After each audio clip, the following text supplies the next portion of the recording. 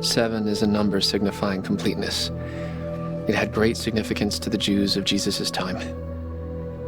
In the Gospel of John, the author, John, emphasizes 7 miraculous signs performed by Jesus prior to his crucifixion.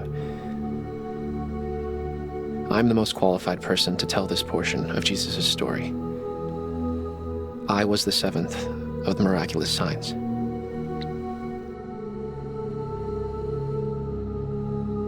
In his gospel, John chose a unique way to deliver Jesus' most significant teachings. He places them in the context of 7 of Jesus' most miraculous signs. John chose these 7 signs out of a large number of miracles that Jesus did for a very specific reason. John wrote, "And Jesus did many other signs in the presence of the disciples, which are not written in this book. But these are written that you might believe that Jesus is the Christ, the Son of God, and that by believing, you might have life through his name." John specifically says that the first of Jesus' miraculous signs was turning water into wine. On that occasion, Jesus' mother and family members were attending a wedding in Cana, as were Jesus and his disciples. The wedding party was going well when the most embarrassing thing happened. The host ran out of wine. In that culture, that would have been a huge social disgrace and a bad omen for the newlyweds. Jesus' mother might have been a part of the wedding providers because she was aware of the problem. She came to her son and simply said, "They have no more wine."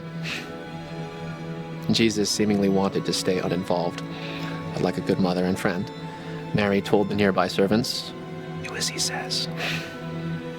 In response, Jesus turned about 150 gallons of water into wine. Really good wine. The miracle of the wine was an indication that something new was coming to replace the old Jewish religion, and the new would be far better than the old. The second miraculous sign was a physical healing. Jesus was visiting again in Cana, where he was certain to be a celebrity because of his first miraculous sign of turning water into wine. A royal official from Capernaum heard that Jesus had arrived in the region, and he rushed to ask him a favor. The royal official begged Jesus to go to Capernaum and heal his young son, who was close to death. Jesus mused to the official and the crowd, "Unless you see miraculous signs and wonders, you will not believe." This must have stung the crowd because the word "not" was a very harsh judgment of them. In his distress, the official pressed his case. "Sir, come down before my child dies." This powerful official, dressed in his royal robes, was begging an itinerant preacher in his, most likely, ragged brown robe to help him. By using the word "sir," the official was humbly acknowledging that Jesus had more power than he did. By asking for the favor, he acknowledged that Jesus had the power to grant his request. Seeing the man's distress and faith, Jesus told him to return home. His son would live. Jesus' evaluation of the man was rewarded because the man took Jesus at his word and returned home. While the man was traveling home, his servants met him with the news that his son was living. He was told that the fever left the boy at the same time Jesus had said his son would live. So, based on receiving a miraculous sign, the man and his entire household believed. What the Bible doesn't reveal is how many others believed based on this sign. The third miraculous sign disclosed by John took place by the pool of Bethesda in Jerusalem. The pool was surrounded by 5 covered colonnades. It seemed there was a legend that an angel would, from time to time, stir the waters of the pool, and the first one entering the water after that would be healed. A great number of disabled people were crouched by the pool in hopes of beating everyone else into the water and be healed. Walking by the pool, Jesus noticed one particular man. He was disabled for 38 years. When Jesus learned his history, he asked, "Do you want to get well?" What was going through Jesus' mind when he asked that question, do you think? Was he pressing the man to make sure he hadn't given up? Was he allowing the man to express his faith? Was he not going to heal the man if his answer was insufficient? Instead of answering Jesus' question, the man said that nobody would help him, so he couldn't get in the water first. Imagine his surprise when Jesus ignored his answer and commanded, "Get up, pick up your bed and walk." Imagine his immense joy when he was able to do just that. Imagine his distress when the religious leaders abruptly made him stop, especially after not walking all those years. One of the 10 Commandments was to keep the Sabbath holy, which the Pharisees had interpreted very strictly. They had 39 different activities, or works, which were forbidden to do on the Sabbath, one group of which prohibited normal household chores. Picking up a mat and walking would have been a violation of their rules. Rather presumptuously, they told the man, "It is the Sabbath day. It is illegal for you to carry your bed." They placed the man in a horrible position. He was on the cusp of recognizing his dreams of being healed, attending the synagogue, and being a productive member of society. The Pharisees could destroy every one of his dreams. All he could do was say, "The man who healed me told me to pick up my bed and walk." They wanted to know who told him to do that, but he could not tell them because Jesus had left. Apparently, the man went to the temple to have his healing acknowledged by the priests, because Jesus saw him there and told him to quit sinning or something worse may happen to him. The man went back to the Jewish leaders and told them that it was Jesus who had told him to pick up his mat and walk. When the leaders confronted Jesus, he told them that he was doing his works through the Father. This infuriated the Jewish leaders, because it implied that Jesus could break the Sabbath with impunity and that he was making himself equal with God. This caused them to try even harder to kill Jesus. The fourth of the miraculous signs described by John was also shown in the other 3 gospel accounts. Jesus fed 5,000 men, along with women and children, with only 5 loaves of bread and 2 fish. And he had 12 basketfuls left over. John specifically says that the baskets were full of the pieces of the 5 barley loaves. This miracle was so powerful that the people wanted to use force to make Jesus king, although Jesus didn't want that. The 5th of the 7 miraculous signs occurred the night after. Jesus went to a mountain to pray and sent his disciples in a boat to go to Capernaum. About 10 hours later, in the middle of the night, Jesus recognized that the disciples were stranded in the middle of the lake, rowing against a very strong wind. Jesus walked about 3 miles on the water. He was about to walk by the boat when the disciples saw him. They were terrified. "It is I, don't be afraid," Jesus said.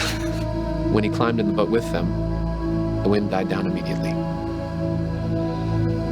Recognizing his ability to control the weather and nature and to create bread miraculously, the disciples worshipped him as the Son of God. Incidentally, only Matthew gives us the detail that Peter walked on the water to join Jesus that night, but started sinking when his faith wavered. The 6th of the miraculous signs was a last straw for the Pharisees. It ensured that they would find a way to kill him. Already on their home turf in Jerusalem, and already in their crosshairs, Jesus found another way to irritate them. He and his disciples were minding their own business when they walked by a blind man. The disciples asked, "Was this man born blind because he sinned, or because his parents sinned?" They clearly thought that those were the only 2 possible alternatives. They still labored under the misconception that physical disabilities were the result of spiritual sin. And Jesus replied that the blindness wasn't caused by sin. And, he added, the statement that the blindness occurred so that the work of God could be displayed in his life. Jesus spat on the ground, mixed his saliva with the dirt, and pasted the resulting mud on the man's eyes. "Go wash in the pool of Siloam," he said. The man walked down to the south end of the city of David and washed, and came back with his sight. The leaders insisted that the incident was a fraud. They questioned the man's parents. They refused to acknowledge the power of Jesus for fear of being ostracized. The Pharisees continued to harangue the man, but he continued to defend the person who healed him. When Jesus found out that the Pharisees had thrown the man out of the temple, he went to find him. Jesus confessed that he was the healer. The man said, "Lord, I believe," and he worshipped him. Jesus remarked that he had come into the world so that the blind could see, which was an obvious dig at the Pharisees' spiritual blindness. When they complained, Jesus told them that if they were truly blind, they would be innocent. But since they claimed to see, they were self-condemned. And this brings us to the seventh and last miraculous sign. Me. My name is Lazarus. My sisters were Mary and Martha. Our family lived in the small town of Bethany, about 2 miles east of Jerusalem.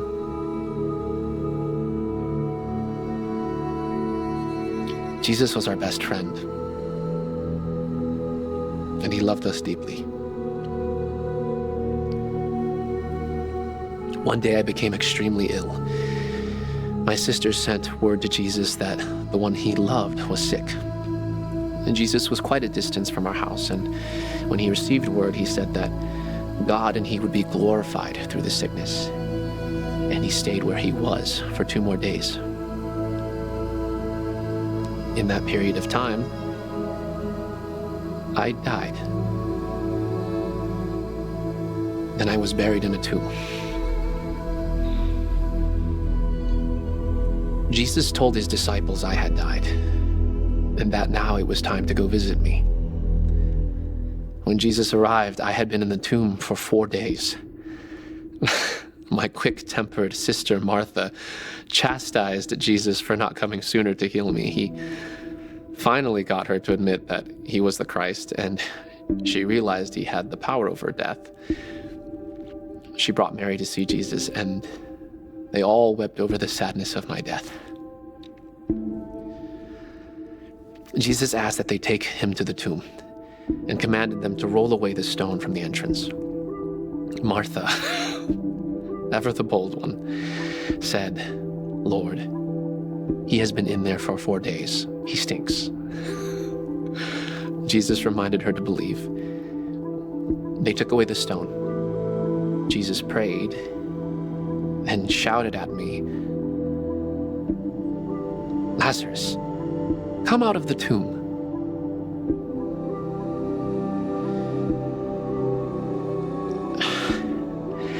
How do I even begin to explain what happened next? I had been in the presence of God and angels. I had been experiencing heaven, or at least what I perceived to be heaven. Then I was sucked back to my old reality. My eyes were open, but they were covered by bandages. My arms and feet were bound to my body. I could hear the binding ripping apart. I stood as if in a trance and walked out of the cave and into sunlight and life. I really wasn't too happy about it.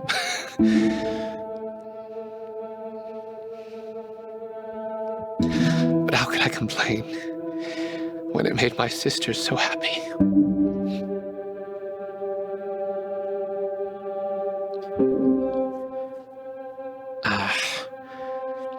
Some of the Jews came to believe in Jesus because of my resurrection.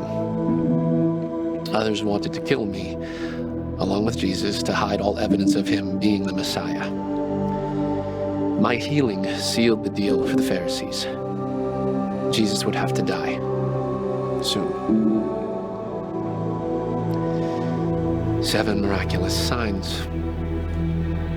John recorded them. The miraculous signs of Jesus. I wrote these things so that you may believe that Jesus is the Christ, the Son of God, and that by believing,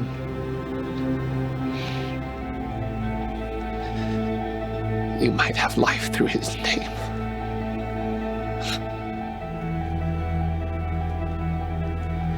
That's what he wrote. That's why he wrote it. So you would believe that Jesus is the Christ, the Son of God, and have life. Most of the Pharisees refused to believe. They did not attain life. I'm begging you, me, the 7th miraculous sign, please believe and have life.